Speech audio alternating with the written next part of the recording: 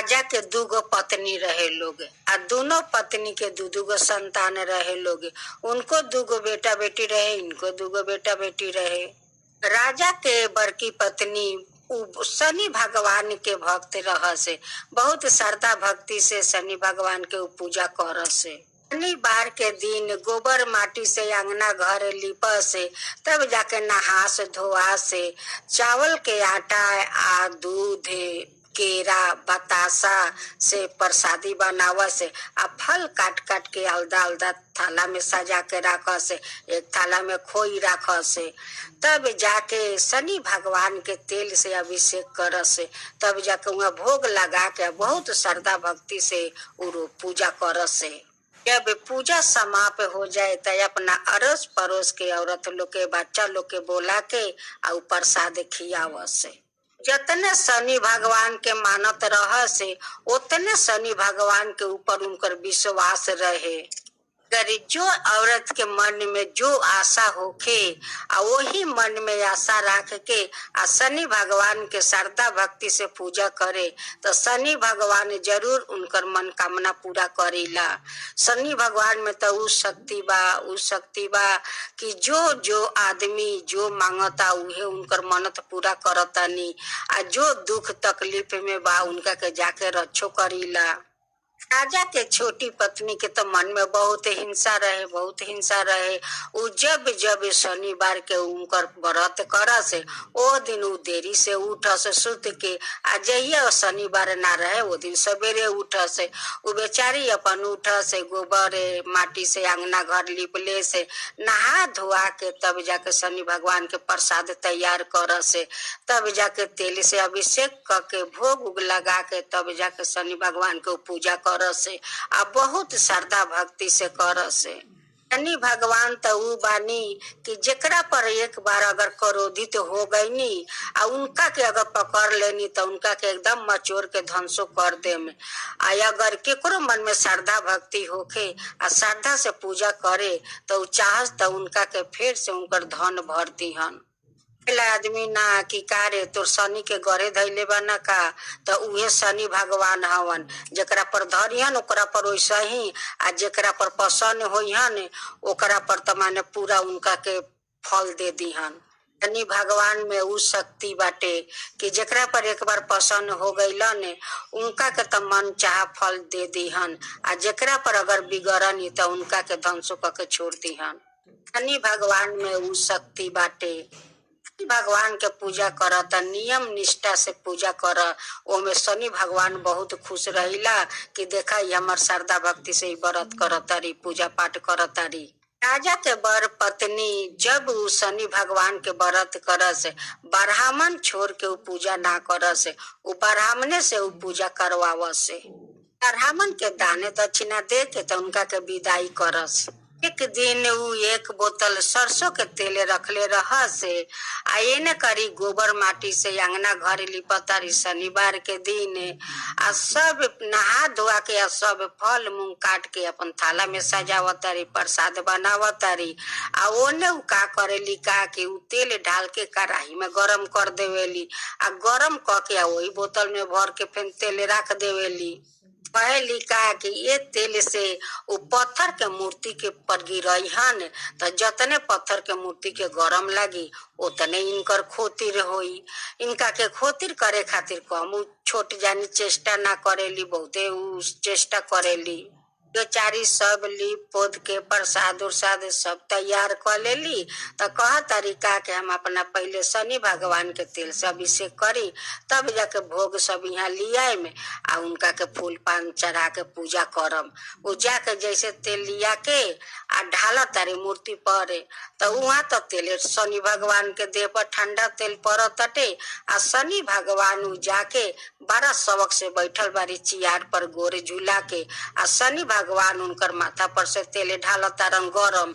अब तो चिल्ला तरीका कि हमरा देह पर कोई तेल ढालता सरसों के, कोई तेल ढालता गरम, हमर देह जरताटे। तो उनकर चिल्लानी सुन के सब कोई जाला वजिया। अब तो उनकर हाथ गोर में सब ठोसा पड़ल बा, खाली मुंह बाचा रहे।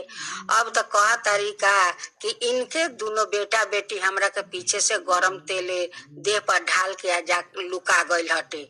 अब तो राजा कहतरन का कि इनकर माता दुआर पर शनि भगवान के पूजा कर तारी आ सब बच्चा लोग वहां बैठल बा, तो तारा देह पर कभी गरम आके तेल ढाल देलक हटे लोगे। तो छोटी वाली अब तो राजा से झूठ बोला तारी कि यहू से राजा ये दोनों जना के शास्ति दीहन। बिना कसूर बच्चा लोग के शास्ति कैसे दीहन? उनकर मन में जो शैतानी भरा रहे, पाप भरा रहे, वही खातिर तो शनि भगवान उनका के शास्ति देस कि ल तू वो उनका के तू गढ़ा खोना तारू, गढ़ा में गिरे खातिर तो वही गढ़ा में तू ही गिर। ऐसे करते करते तक कुछ दिन बीत गए। एक दिन उनकर बड़ी पत्नी कह तारिका राजा से कि हम कल शनिवार बा, बहुत धामधूम से हम शनि भगवान के पूजा करम। तो राजा कहतरन का कि ठीक बा, तोहर जैसन इच्छा वैसन कर, आ शनि भगवान के धामधूम से पूजा कल तो बहुत अच्छा के बात बाटे।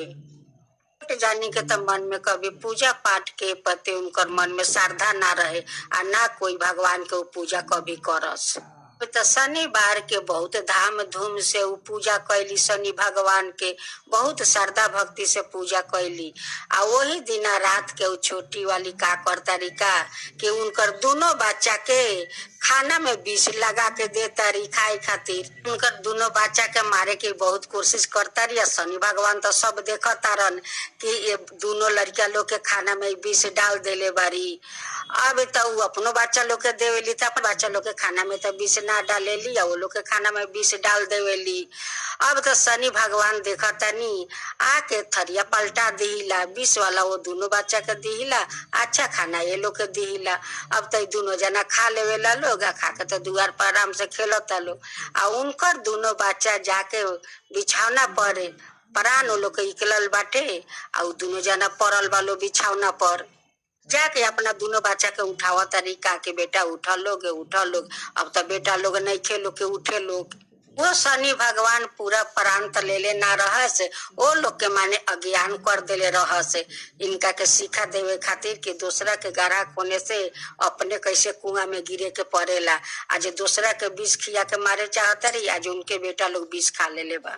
तो घर में रोवन पिटन लगा दिली कि हमार बच्चा लोग के का हो गए, हमार बच्चा लोग के का हो गए, हमार बच्चा उठत नहीं खे लोग, हमार बच्चा लोग के प्राण नहीं खे। अब तो बहुत छाती पीट पीट के रोआ तारी। शनि भगवान आईला कहिला का कि अब कैसन मजा मिलताटे, आज तोहार बच्चा लोग विष खैले बा त केंगा छाती पीट के रोआ तारू। आया जो निर्दोष बच्चा लोग के तुझे खाना में विष देले रहलू ह, तो उनकर माँ के का होई थे। आज वो बच्चा लोग खा लीत लोग तो वो माँ के का होई थे हालत। बच्चा तोहर का बिगड़ले बालो के दोनों बच्चा के तू लोग जाता रू उनका के विष खियावे खातिर। जेकर माँ शनि भगवान के भक्त बारी आ श्रद्धा भक्ति से पूजा करतारी, उनकर बच्चा के तू कुछ बिगाड़ सकबू? तू कभी कुछ बिगाड़ ना सकबू। उ तोहरे बिगड़ी बाकी उनकर कभी बिगड़ी ना। काहे से कि उनकर मन हमेशा सफैया बाटे, आ बहुत मन के पुलिसकार बारी। आ हमार जे पूजा पाठ करतारी बहुत अपना हृदय से पूजा करतारी। उनकर बच्चा के हम कैसे नुकसान होके दे। अंगना में लौटा के या हाथ जोड़ के रोआ तारी कि हे शनि भगवान हमरा के माफ कर दी, बाकी हमार बच्चा लोग के प्राण रौरा लौटा दी। सब लोग कहेला का कि रौरा तो सबके दाता बानी आ सब के पिता बानी, आज हमार बच्चा लोग के रौरा प्राण लौटा दी। हम ऐसा कभी बुरा अब काम ना करम, अब कभी हम केकरो बुरा ना करम, आ ना हम केकरो के ऊपर अत्याचार करम, आ ना केकरो से हम हिंसा करम। हमार बच्चा लोग के रौरा प्राण लौटा दी। वैसा ही हमहू रौरा के तेल से अभिषेक करम, और रौरा के ऐसा ही हमहू धाम धूम से और पूजा करम, श्रद्धा भक्ति से पूजा करम, बाकी हमार बच्चा लोग के प्राण लौटा दी। ये पापिन के रौरा माफ कर दी आ माफ करके वो बच्चा लोग के रौरा प्राण लौटा दी। जे माँ के बच्चा लोग के मारे चाहता रही, उहे बच्चा लोग के माँ आज उनका खातिर मिनती करता रही शनि भगवान से कि हे शनि भगवान, हम अगर पूजा में हम सच्चा मन से राउर कैले होखम तो वो दोनों बच्चा लोग के रौरा निमन कर दही। बच्चा लोग में तो कोई दोष नहीं खे, बच्चा लोग तो कुछ नहीं खे लोग कैले कैले तबारी उनकर माँ, तो उनका माँ के शास्ति दी बाकी वो बच्चा लोग के शास्ति मन दी। हे शनि भगवान वो दोनों बच्चा के रौरा निमन कर दही। तो शनि भगवान उनकर मिनती सुन के और दोनों बच्चा लोग के प्राण लौटा दिहिला। आके राजा के बड़ी पत्नी के सामने शनि भगवान दर्शन दिहिला आ दर्शन देके कहिला का कि देखा आज तोहार बच्चा लोग के खाना में विष दे दिले रही है, आज हम थाला ना पलटौती तो तोहार बच्चा लोग आज विष खा ली लोग। उहे विष उनकर बच्चा खैलक लो आज कैसे रोआ तारी, कैसे छाती पीटा तारी, आज कैसे हमरा से माफी मांग तारी। आज तोहार बच्चा खैले रहते लो तो कितना खुश रहती। हमार श्रद्धा भक्ति से पूजा करता ओकर बच्चा के हम कैसे नुकसान होके देहे। अगर उनकर भूल के पछतावा हुई तो फिर ऐसा काम कभी गलत काम ना करी हन। रानी कह तारी का कि हे शनि भगवान आज रौरा वो बच्चा लोग के प्राण लौटा के रौरा बहुत कृपा कैनी, बहुत कृपा कैनी। वैसा ही सबके ऊपर रौरा कृपा करम, सबके अपन कृपा बनौले रहम, सबके ऊपर कृपा अपन बनौले रहम। हे शनि भगवान सब कोई के बनौले रहम आ सब कोई के धर्म के राह देखाएम, सबके धर्म के राह देखाएम। हे शनि भगवान, जय शनि भगवान, जय शनि भगवान। एगो पति पत्नी रहे लोग, उनकर 5 साल हो गए शादी के, बाकी उनकर कोई संतान ना भइल। पति के नाम रहे मंगू। ये सब बात सोच के बहुत दुखित रह से 5 साल तो शादी के हो गए, बाकी अभी तक कोई हमरा संतान ना भइल। पत्नी से कहस कि हम लोग के तो 5 साल हो गए शादी के, बाकी हम लोग के तो अभी तक ले संतान भइल ना। पत्नी कहस का कि कहाँ से होई, हम कहीं अपना पेट में गड़ के लगा ली, जब ले भगवान ना दिहन तब ले कहाँ से संतान होई। अपना पति के खरूस नहीं तो बात सुना दे से। पत्नी के बात सुन के भी दुखित हो जा से दिन मंगू बैठ के अपना दुआर पर माथा पर हाथ ध के या चिंता करता रहने कि अगर संतान भगवान ना दिहन तो हमार घर तो अंधेरे रह जाई, कोई घर में दीप जलावे वाला ना होई। एक आदमी आके या कह तरन का के मंगू तू काहे माथा पर हाथ रख के चिंता करता रह, का तू सोचता रह। तारन का करी भैया 5 साल तो शादी के हो गए, बाकी अभी तक ले तो संतान कोई ना भइल। अगर संतान ना होयन तो हमार घर तो अंधेरे रह जाई, कोई दीप जलावे वाला ना होई।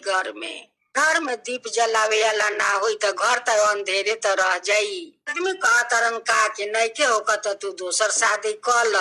अब तो मंगू उनकर बात सुन लेला, नहीं जात रह तो देखा तरन का कि शनि भगवान के मंदिर में एगो लड़की पूजा करत तारी। लड़की के माई बाप ना रहेला, उ अपना मामा मामी के घर में रहेली। तो के तब मामी बहुत बात सुनाते से बाकी का करस वो मजबूर रह से कि उनकर माई बाप तो नहीं खे, अब वही मामी के घर में बारी तो मामी तो दूगो बात बोलियन तो हमरा सह के रहे के पड़ी। सोच के या मामी के बात अपन सह के रह जा से शनि भगवान के परम भक्त रहस आ शनि भगवान के अपन पिता मानत रह से। लड़की पूजा करके आवत तारी तो मंगू कह तरन का कि शनि भगवान के थोड़ा हमरा प्रसाद मिली। कहा तरीका की काहे ना मिली, जरूर मिली। भगवान के प्रसादी दे देवेली मंगू के। मंगू तो शनि भगवान के प्रसादी खा लेलन आ प्रसादी खाते खाते बाते बाते वो लोग में बात होके लागल। कहा तरन का कि तोहार माई बाप बाटे लोग तो कहा तरीका की ना हमर माई बाप कोई नहीं खे, हम तो अपना मामा मामी के घर में रहीला। कहा तरन का कि तू हमरा से शादी करबू। अब तो लड़की राजी हो जाली कि मामी के ताना ना सुन के अगर इनका संगे शादी कर लेम तो जाके हमर पति के संगे तो रहम, मामी के तो बात हमरा सुने के ना लगी। तू लड़की सोच के या मंगू के संगे शादी जाके वही शनि भगवान के मंदिर में जाके कर लेवेली। भगवान से कहा तरीका के पिताजी आज हम शादी करे रौरा मंदिर में आयल बानी, हमरा के आशीर्वाद दी, हम सादा सुहागिन हम रही। तो मंगू वो लड़की से शादी करके अपना घर में ली अलन। अब तो उनकर बड़ी पत्नी लगली के चाल करे घर में। तरीका की आगे से तार घर में एगो पत्नी बढ़ले बारी आ फिर तू जाके दोसर बियाह क के ली अइला घर में। कहा तरन का की देखा हम शादी क के लिए नहीं तो तोहार प्यार हमर कमी ना, हमेशा हम तोहरा से प्यार करम में।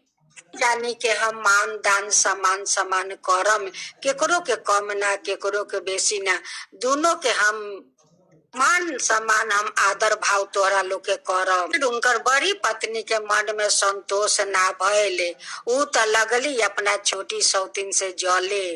सौतीन के दू चार बात सुना दे से, बाकी सौतीन एगो बात के उत्तर ना दे से।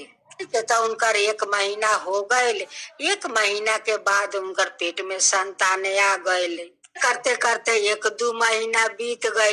एक दिन मंगू अपना छोटी पत्नी के डॉक्टर बिरी ले जालन देखावे खातिर। कहा तरन का कि जो खाली उनकर उल्टी हो जाला, हजम ना करे सकेली। डॉक्टर देख के कहा तरन का कि त माँ बने वाली बारी। बात मंगू के सुन के खुशी के उनका ठिकाना नहीं खे, बहुत खुश हो गईलन। में ले आइलन। अब तो मंगू अच्छा अच्छा जिनिस खियावे लगलन कि अच्छा अच्छा खियाम तबे तो हमर बच्चा तंदुरुस्त होई हने। तो देख के बड़ी तो बड़ी जानी तो बहुत जलन उनकर धले लके। तरीका की अब तो माँ बने वाली बिया, अब तो वो करे के आदर करी, वो करे के मानी, तो हमरा के अब मानी ना आ ना हमरा से प्यार करी। तो मंगू के बड़ी पत्नी के तो बहुत जलन हो गई। अब तो छोटी जानी से बहुत हिंसा करे लगली। तो मंगू के बड़ी पत्नी के मन में शैतानी ढुक गई। कहा तरीका के एकर बच्चा बाहर आ जाई तो ई तो वो कनिए से प्यार करी, बच्चा माँ से आ हमरा से के तो प्यार करी ना, हमरा के तो घर से निकाल दी। तरीका की ना रही बास ना बाजी बसूली, हम ये दोनों जना के जहर खिया के मार दे है। माँ के या उनकर बच्चा के पेटे में मारे के कोशिश करे के बहुत चेष्टा करत रही। अपना हाथ से खुद खाना बनावस आ अपने हाथ से निकाल के अपना छोटी पत्नी के खियावस।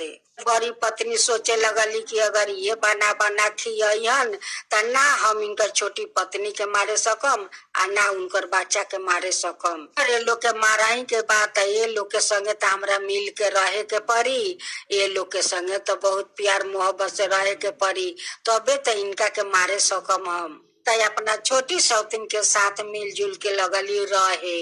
दिन खाना में का कैली का के विष मिला के ले गईली घर में देवे खातिर आ दे के जैसे इकलतरी वैसे मंगुआ के घर में ढुकता रहने। तरीका की टेबुल पर खाना परोस के तरा खैली, वो खाना में एगो माकड़ा गिर पड़ेला।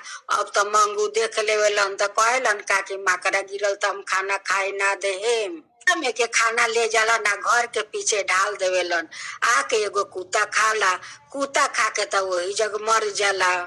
थोड़ा देरी के बाद वो घर के पीछे जाता रन तो देखा तरन का कि वो कुत्ता मरल बा। वो कुत्ता वहां से भात खा के या उहे कुत्ता मर गयल। तो मंगू सोचे लगलन कि भाई माकड़ा गिर गयल तो भात खा के कुत्ता कैसे मर जाई। तो मंगू के मन में संदेह हो गए कि भाई कुत्ता मरल कैसे, मकड़ा गिर जाई या कुत्ता भात खा के मर जाई, ई तो कभी हो ना सकेला। ये अपना छोटी पत्नी से कहा तरन का कि जे थाला के भात हम बाहर में फेंकनी है ओमे मकड़ा गिरल रख तो उहे भात कुत्ता खा के तो पीछे मरल पड़ल बा। कहा तरीका कि कहीं से गलत कुछ कुत्ता खैले हो वही खातिर आके आ वहाँ मरल पड़ल बाटे। तो छोटी पत्नी बहुत सीधा साधा रहस, मन के बहुत पुलिसकार रहस। एक दिन मंगू कहीं बाहर में चल जालन, उ का करेली का के दूध गरम क के आली आवेली गिलास में आ वही में जहर मिला देवेली। छोटी सौतीन के कहा तरीका की है दूध बा गरम गरम पी ल दे तारी उनका के दूध पिए खातिर। वैसे एगो कबूतर आवेला अपना पंख से मार के आ दूध नीचे गिरा देवेला। तरीका की कहाँ से शैतान कबूतर आयल कि इहो दूध गिरा देलक। आजो तो इनका के हम मारे ना सकनी, वहू दिना मारे ना सकनी, ई तो बार बार बाच जाता रही। अब तो शनि भगवान चमत्कार करत रह से खाना में मकड़ा डाल देलन। ओ दिन दूध पियावे गईली तो कबूतर पेटा के दूध गिरवा देलन। आदमी शनि भगवान के अपन पिता मानतारी, वो पिता भला अपन के कुछ होके देवे सकेला ने। कुछ ना होके दिहन। देखते देखते पूरा उनकर 9 महीना बीत गए। एक दिन रात में उनकर पेट में दर्द उठल आ शनि भगवान के पुकारली, कहा कि पिताजी हमरा के रक्षा करी। तो शनि भगवान उनकर दर्द धर लेलन आ उनकर बच्चा अच्छा से हो गईलन। बहुत सुंदर एगो बेटी के जन्म देली। अब तो मंगू देख के बहुत खुश हो गईलन कि हमरा घर में तो माँ लक्ष्मी आयल बारी।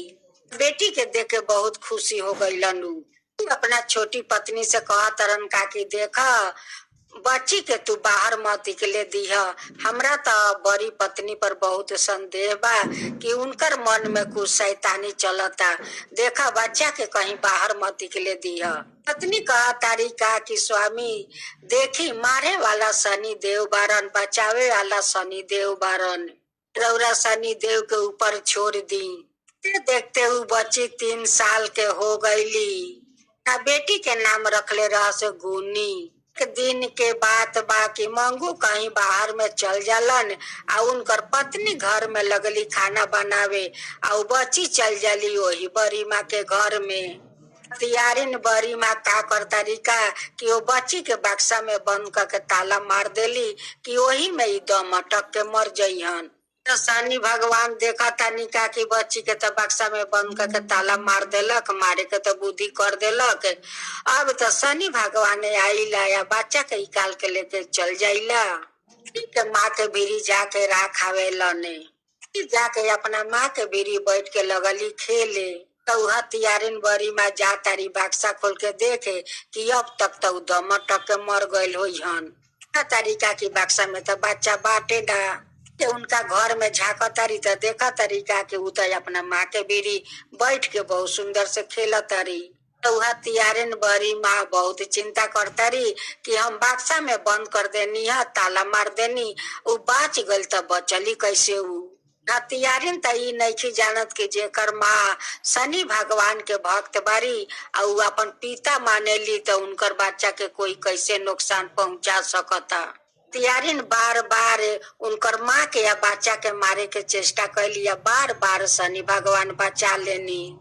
दिन गुनी के बड़ी सौतेला माँ सोचा तारी कि त बार बार बाच जाता लोग, रहा इनकर बेटी के बाहर में ले जाए, मैं जंगल में इनका के काट के आ वो नहीं फेंक दे आ केकरो पता ना चली। तियारिन का कैली का कि एगो बड़का दाव लेके अपना कमर में खोस लेली आ गुनी के लेके आ जंगल में जाता रही।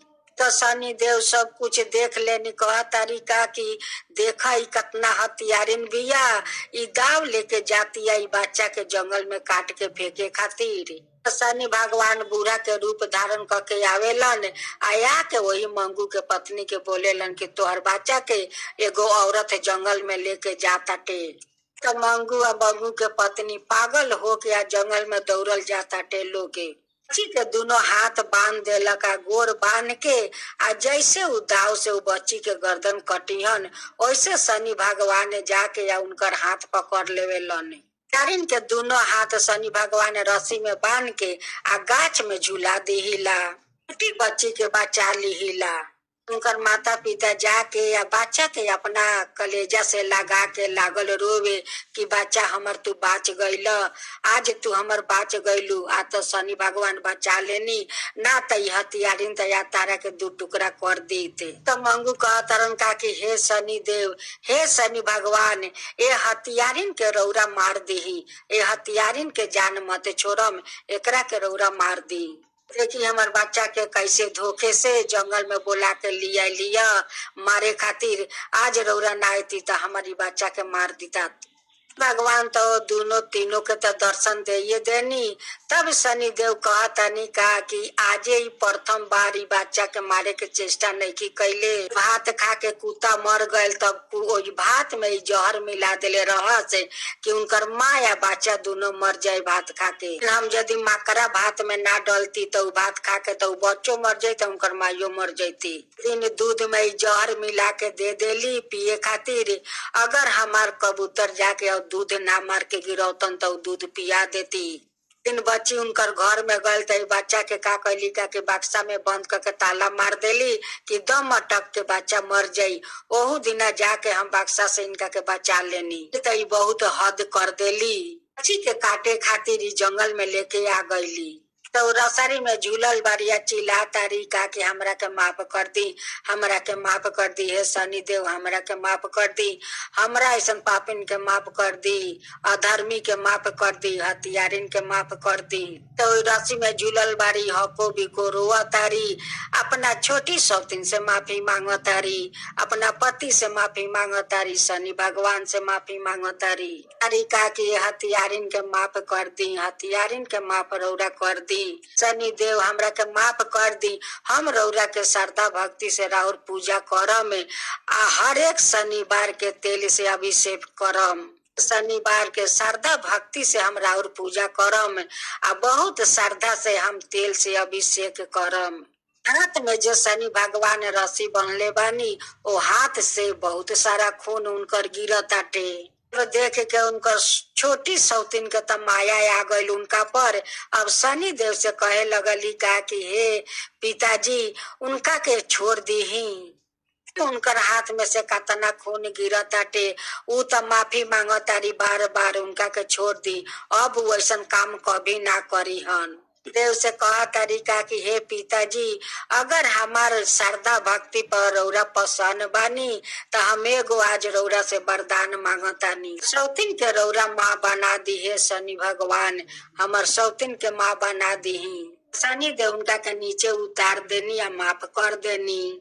छोटी सौतीन के साथ साथ वो लगली शनि भगवान के पूजा करे, बहुत श्रद्धा भक्ति से पूजा करस आ हर एक शनिवार के उनका के तेल से अभिषेक करस करते उनको पेट में संतान आ गई। 9 महीना के बाद उनको एगो खूब सुंदर बेटा भइल। मंगू दोनों पत्नी के अपना समान समान माने लगलन, दोनों जानी से प्यार करे लगलन। सौतीन हाथ जोड़ के कहता लोका कि हे शनि देव आज जैसे हमरा के माफ करके हमरा के रौरा आज इतना सुंदर संतान देनी, रौरा के हम कुटी कुटी धन्यवाद करतानी। एक अपराधीन के रौरा सही रास्ता चलौले बानी और सही रास्ता देखौले बानी, रौरे देखावल हम धर्म के रास्ता पर चलतानी। हे शनि देव सही सब पर कृपा करी, ऐसा ही सब पर चमत्कार करम। हे शनि देव कि भगवान की जय हो, शनि भगवान की जय। एक बुढ़िया माई थी, बुरी माई का 2 बेटे 2 बहू थी, बुरी बहू का 2 संतान थे, एक लड़का एक लड़की थी। बुरी माई का बहू रोज नाश्ते में रोटी बनाया करती थी। माई 5 रोटी एक थाले में तूर कर ले जाकर अंगने में बैठ जाती थी। माई रोटी का एक टुकड़ा फेंकती तो 10 कौआ उतरे आते, जब दूसरा टुकड़ा फेंकती तो बहुत सारे कौआ उतरे आते। में बहुत सारा कौआ झुका लेती और सब कौआ का रोटी खिलाया करती। कौआ लोग सब रोटी खा जाता तो बूढ़ी माई बहुत खुश हो जाती। माई का कौआ का रोटी खिलाना उनकी नियम था। बूढ़ी माई कौआ का रोटी नहीं खिलाती तब ले बूढ़ी माई का अच्छा नहीं लगता। दिन बूढ़ी माई का बेटा दोनों कमाने के लिए परदेश जा रहे थे। माँ का पैर छू कर आशीर्वाद लिया और लेकर जैसे घर से निकलने लगे, कौआ महाराज टाई टाई करने लगे। माई कहने लगी कि बेटा कौआ महाराज के बोली तो शुभ होता है और तुम लोग का शुभ हो जाएगा, लोग का काम जरूर मिलेगा। लोग कहने लगे कि माँ अगर ऐसा हो जाए तो बहुत अच्छा होगा। माँ कहने लगी कि बेटा ऐसा ही होगा। लोग के जाते जाते परदेश में काम लग गया, बहुत अच्छा वो लोग के काम मिल गया। दिन बूढ़ी माई फिर से रोटी लेकर आंगना में बैठ गई और बहुत सारा कौआ के झुका ली। खिलाकर बूढ़ी माई कौआ लोग से पूछने लगी, हे कौआ महाराज मेरे बेटे को परदेश में नौकरी मिल जाएगा। अब तो कौआ लोग टाएं टाएं चिल्लाने लगा। डकिया आकर दरजे पर चिल्लाने लगा, चिट्ठी लो चिट्ठी आया है, चिट्ठी लो चिट्ठी आया है। बूढ़ी माई चिट्ठी लेकर तो बहुत खुश हो गई, आया कर अपना बहू को हाथ में दे दी। लगी कि बहू पढ़ कर सुनाओ वो लोग क्या लिखा है चिट्ठी में। कहती है कि माँ आपका बेटा को तो बहुत अच्छा नौकरी लग गया है। तो सुनकर बूढ़ी माई बहुत खुश हो गई। तो शनि भगवान का वाहन के कृपा है कि सुबह सुबह आकर अंगना में टाँव टाँव करने लगे। मेरा बेटा को नौकरी भी लग गया, इधर चिट्ठी भी आ गया। तो बूढ़ी माई ओ शनि भगवान का वाहन के कुटी कुटी धन्यवाद देने लगी। कौआ महाराज आज तो आप शुभ शुभ बोले, आज तो शुभ हो गया, बेटा लोग के नौकरी तो लग गया। एक दिन बूढ़ी माई बाजार चली गई, आने में बाजार से तो देरी हो गया। बूढ़ी माई थाला में रोटी लेकर अंगना में बैठी है, बाकी एक भी कौआ को पता नहीं है। माई वो थाले के रोटी लेकर रास्ते में चली गई। रास्ते में रोटी देखकर वो लोग आ जाएगा। मोहल्ले के दो पड़ोसिन आई या कहने लगी, चाची आज क्या बात है कि आप थाले में रोटी लेकर रास्ते में बैठी हो। तो मैं बाजार में चली गई, आने में हमें तो देर हो गया, अब रोटी लेकर अंगने में बैठी हूँ, एक कौआ को पता नहीं है। कौआ महाराज का खिलाने के लिए मैं रोटी लेकर रास्ते में बैठी हूँ।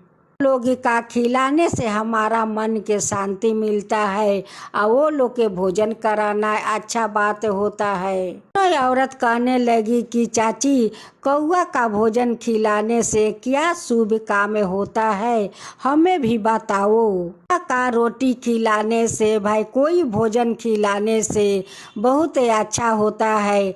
सवेरे सवेरे जब कौआ अंगना में मीठे मीठे आवाज निकालते हैं तो बहुत शुभ होता है। महाराज का भोजन कराने से शनि भगवान बहुत प्रसन्न होते हैं, क्योंकि कौआ महाराज शनि भगवान के वाहन है। महाराज के तो शगुन उचरवाना ये परंपरा चले आते हैं। परदेश में किसी को बेटा और पति हो, सुबह सुबह कौआ महाराज आंगने में बोलते हैं तो औरत लोग कहती है कि हे कौआ महाराज उचरिए तो आज हमारा परदेश से चिट्ठी आएगा, हमारा पति आएगा, हमारा बेटा आएगा।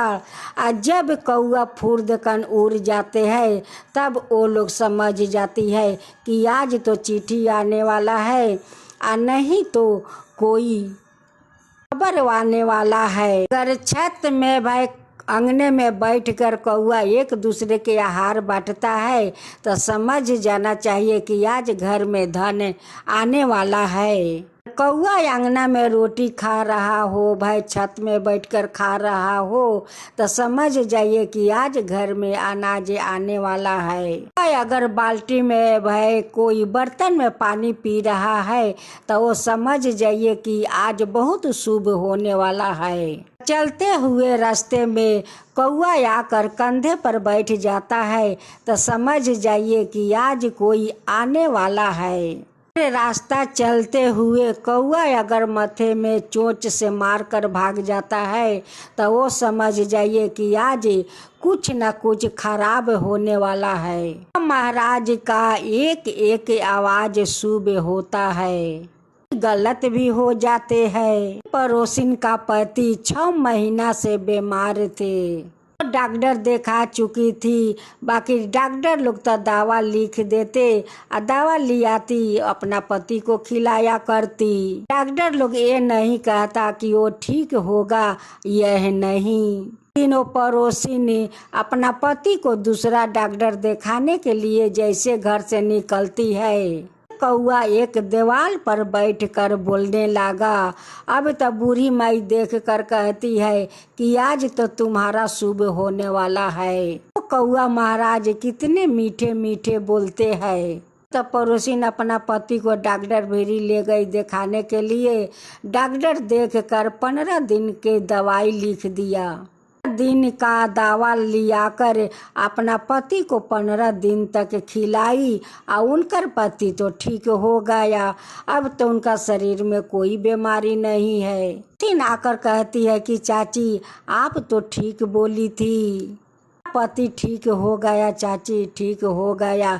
बूढ़ी माई कहने लगी कि देखो, कहीं जाने से पहले अगर कौआ टाई टाई बोलना शुरू कर दे तो जान जाओ कि आज सुबह होने वाला है। इन बूढ़ी माँ का घर में एक महात्मा आकर छोटी बहू का देख कर कहने लगा कि बेटी तुम्हारा तो फिर से लक्ष्मी आने वाली है। बूढ़ी माँ का बहू का प्रसौती का पीड़ा तो उठ चुके हैं। घर अंगने में छत पर बैठकर कौआ टाई टाई चिल्ला रहा है। माँ कौआ से पूछने लगी कि हे कौआ महाराज, मेरा पोती होगी या है पोता? पोती के बारे में पूछी तो कौआ वहीं पर बैठे रह गया। पोता के बारे में पूछी तो कौआ महाराज फुर देकर उड़ गए। अब तो बूढ़ी माँ कहने लगी कि हमारा तो पोता ही आएगा। अब मैं पोता के नाम ली तो कौआ महाराज फुर देकर उड़ गए। उनकी बहू का बेटा हुआ। अब तो बूढ़ी बहुत खुश हो गई कि देखो कौआ महाराज के वचन कभी झूठ नहीं होता है। एक दिन की बात है, एक कौआ गाछ पर से गिरकर मर गया था। सारे कौआ वहाँ पर उतर के बैठे हुए थे। कोई कौआ का मुंह में एक शब्द नहीं है। कौआ महाराज बोल नहीं रहे थे। माँ कहने लगी कि आज तो ये मोहल्ला में कुछ होने वाला है गलत। घंटा के बाद सभी ने लोग हल्ला करने लगे कि हम लोग के मोहल्ला में एक आदमी के मृत्यु हो गया है। रोशन कहने लगी कि चाची आपके तो बात एक एक सच है। एक एक कौआ को जो कहानी कहती हो एक एक सच कहती हो चाची। महाराज के कहानी आप एक एक सच बोलती हो चाची। पड़ोसिन के पति ठीक हो गया। पड़ोसिन शनि भगवान के मंदिर में जाकर 1 केजी तेल अभिषेक की और निर्जल उपास होकर अंजलि दी, पूजा की। श्रद्धा भक्ति से शनि भगवान के पूजा किया। माँ अपने पोते का खुशी में शनि भगवान के मंदिर में जाती है, निर्जल उपास रहती है, जाकर वहाँ पर अंजलि देती है, तेल से अभिषेक करती है, अपन लोग का प्रसाद खिलाती है। शनि भगवान आपको तो कृपा है, महिमा अपरंपार का कृपा से हमारे घर में पोते आए हुए हैं। जमाना में कौआ महाराज शनि भगवान का असवारी टाना है।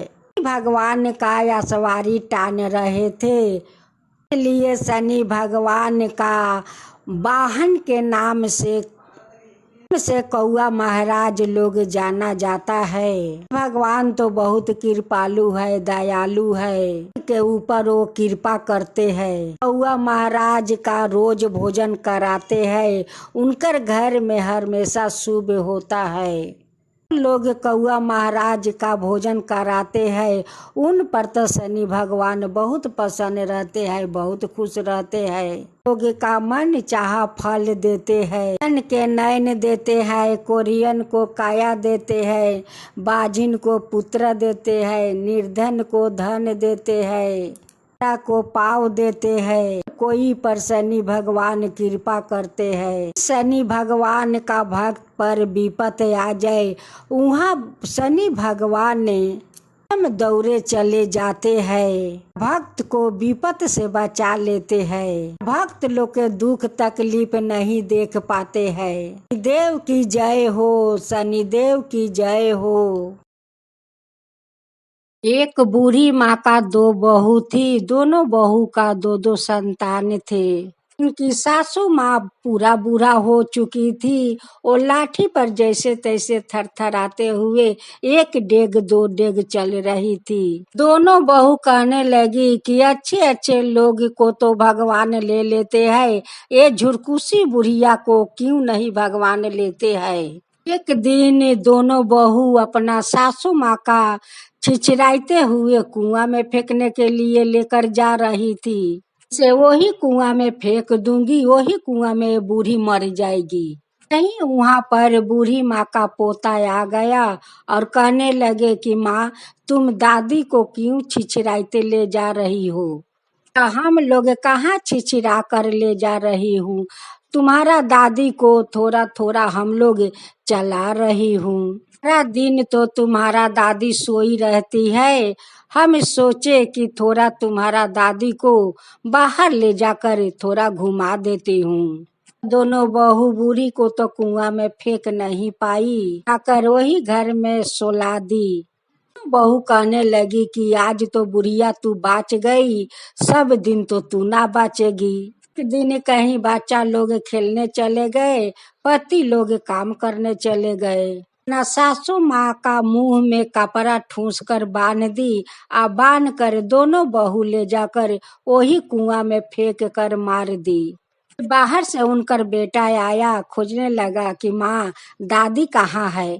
कहने लगे कि दादी तो अभी यहीं पर थी, ना जाने कहीं चली गई होगी। कहने लगे कि दादी तो चल नहीं पाती है या कहाँ चली जाएगी। पर बेटा घूमते घूमते वही कुआं के पास गया, आ जाकर देखता है कुआं में कि उनकर दादी मरकर फूल गई है, आ पानी के ऊपर भस रही है। तो जाकर घर में चिल्लाने लगे कि पिताजी देखो, दादी मर गई है कुआं में गिरकर, दादी मर गई है कुआं में गिरकर।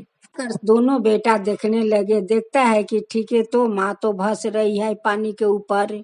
तो बेटा मिलकर अपना माँ को कुआं से निकाला, निकाल कर ले गया शमशान, ले जाकर गति किया।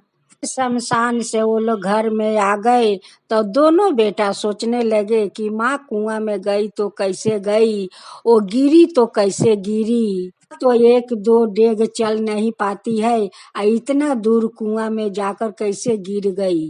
और बेटा कहने लगे कि पिताजी कहीं माँ या चाची तो दादी को ले जाकर कुआं में तो नहीं फेंक दी।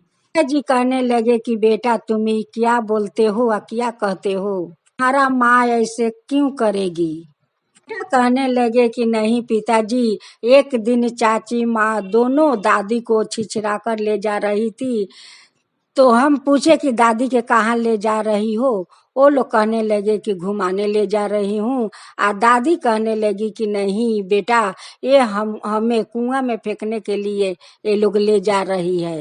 ये बात वो दिन दादी बोल रही थी कि नहीं बेटा, ये लोग तो हमें कुआं में फेंकने के लिए ले जा रही है। सभी लोग सोच में पड़े थे कि वो गई तो गई कैसे, हमें गिरी तो गिरी कैसे। एक दिन बूढ़ी माँ शनि भगवान के वो भक्त थी। बूढ़ी माँ पूरा बूढ़ी हो गई तो शनि भगवान का पूजा छोड़ दी। शनि भगवान उनकी बड़े बेटे को सपना में जाकर कहने लगे कि तुम लोग क्या सोच रहे हो कि माँ गई तो गई कैसे, कुआं में गिरी तो गिरी कैसे, यही सब तो तुम लोग सोच रहे हो। हमारा माँ अपने से कुआं में नहीं गिरी है, तुम दोनों को पत्नी ले जाकर कुआं में फेंक दी है। मुंह में कपड़ा ढुका कर मुंह को बांध कर बूढ़ी को ले जाकर वही कुआं में दोनों पत्नियां तुम्हारा जाकर कुआं में फेंक कर मार दी। एक दिन तुम लोग का भी बुढ़ापा आएगा, सही तुम लोग का बहू भी करेगी। एक दिन वो लोग भी अपना बेटे को शादी किया। एक दिन दोनों सासू माँ बूढ़ा हो गई, एक जानी बीमार से बिछौना पकड़ी थी, एक जानी खांसी के चलते खांसते खांसते उनकर दम अटक जाते थे। दोनों सासू माँ बूढ़ी हो चुकी थी। लोग जो अपना सासू माँ के साथ किए थे वही वो लोग के बहू एक दिन करने जा रही थी। में सारे बात तो शनि भगवान कह कर चले गए। जब वो लोग के अंगी टूटा तो अपना पत्नी से पूछे कि तुम लोग बाग का को कुएं में तुम लोग फेंकी हो। लोग झूठ बोल दी कि नहीं, हम लोग क्यों फेंकेंगे, लोग ऐसे काम क्यों करूंगी, तुम्हारा माँ को फेंकूंगी। पति कहने लगे कि पहले तुम नहीं फेंकी हो तो तुम कांपती क्यों हो। तेरा मुंह से तो कोई बात नहीं निकल पा रहे हैं। एक दिन दोनों सासू माँ बुरी हो गई। बुरी होने के बाद एक जानी तो बीमार पड़कर खटिया पकड़ ली और दूसरा सासू माँ कास्ते कास्ते उनकी दम फूलने लगे कि दोनों बहुओं दोनों सासू माँ का छिचरा कर ले जा रही थी कुआं में फेंकने के लिए। अब तो दोनों सासू माँ अपना बहू को पैर पकड़ ली कर माफी मांगने लगी कि बहू हमें माफ कर दो, जो हम लोग अपना सासू माँ के साथ किया है वो तुम लोग मत करो। वो लोग कहने लगी कि क्यों सासू माँ, एक हाथे करोगी तो एक हाथे तो पाओगी। दिन तुम लोग अपना सासू माँ के साथ यही घटना की थी, आज हम लोग तुम्हारा साथ कर रही हूँ। वो कहने लगी अपना सासू माँ से कि सासू माँ आप तो कहावत सुनी होगी, एक हाथे करोगी तो दूसरा हाथे पाओगी। दिन आप लोग अपना सासू माँ के साथ की, आज हम लोग तुम्हारा साथ करती हूँ। बहू लोग के पैर पकड़ के माफी मांगने लगी। अब तो बहू लोग उन पर माया करने लगी, कहने लगी कि ठीक है, वो लोग तो छोड़ दिया कि ठीक है, हम लोग तो छोड़ देती हूँ। भगवान वही दिन रात को वो दोनों जानी के सपने में आकर कहने लगी कि देख देख रे अधर्मी, आज देख एक दिन तू अपना सासू माँ के साथ की, आज तेरे बहू माँ देख तेरे साथ कर रही है। हाथे करेगी तो दूसरा हाथे पाएगी। देखे आज कैसे अपना बहू लोग के पैर पकड़ कर माफी मांग रही थी कि तो तेरा बहू माफ कर दी। तो सपने में सासू माँ शनि भगवान के मिनती करने लगी, माफी मांगने लगी कि शनि भगवान हमें माफ कर दीजिए, हम लोग बहुत बुरा किया है, लोग तो हथियारिन है अपना सासू माँ का, हम लोग का माफ कर दीजिए हे शनि देव, हम लोग के माफ कर दीजिए। हम लोग भी आपका हर एक शनिवार के दिन पूजा करूंगी, श्रद्धा भक्ति से पूजा करूंगी हे शनि देव, श्रद्धा भक्ति से पूजा करूंगी, हमें माफ कर दीजिए, हमें माफ कर दीजिए। जय शनि भगवान, जय शनि भगवान। एक गांव में एक लड़की रहती है, उनकर कोई नहीं है, नहीं बाप नहीं माँ, वो अकेली अपना घर में रहती थी। वो लड़की के नाम में सुखिया थी। शनि भगवान का परम भक्त थी। वो शनि भगवान के सेवा किसी को पूजा नहीं करती थी, वो शनि भगवान का ही पूजा करती। एक दिन सुखिया चली गई शनि भगवान का मंदिर में पूजा करने।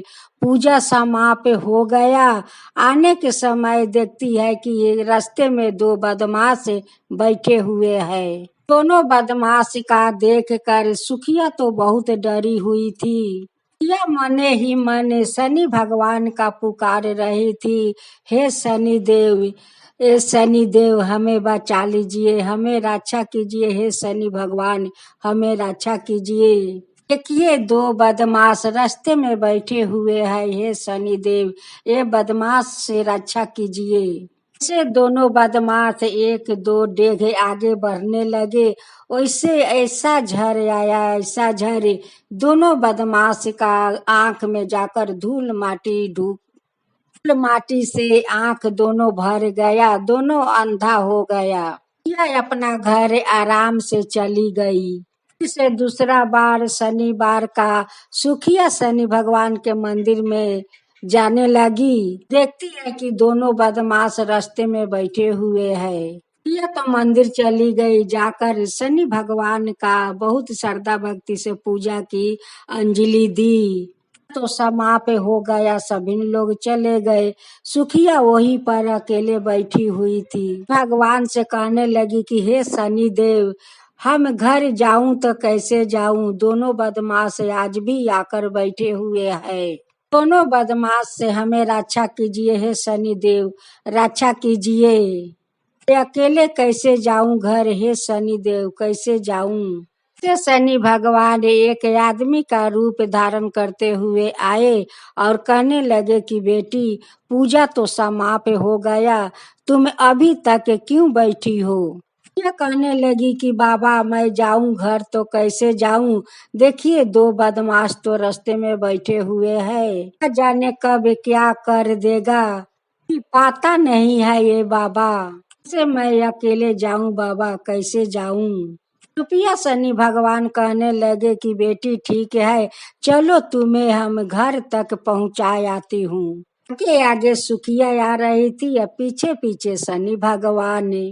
तो बदमाश तो जानता नहीं है कि पीछे तो है वो शनि भगवान है। बदमाश कहने लगे कि ये बूढ़ा, तुम ये लड़की के पीछे पीछे क्यों आते हो? लड़की का हवाले हमें कर दो। धारण शनि भगवान कहने लगे कि अगर तेरा हिम्मत है तो उसको चदर में हाथ लगाकर दिखाओ। बदमाश पीछे हट गया और सुखिया के लेकर शनि भगवान उसको घर तक पहुंचाए। से तीसरा शनिवार आया, सुखिया फिर से मंदिर चली गई। मंदिर तो चली गई, पीछे पीछे दोनों बदमाश मंदिर तक पहुंच गया। तो सुखिया बहुत डरी हुई थी। दोनों बदमाश हमारा पीछा करते करते शनि भगवान का मंदिर तक आ पहुंचा।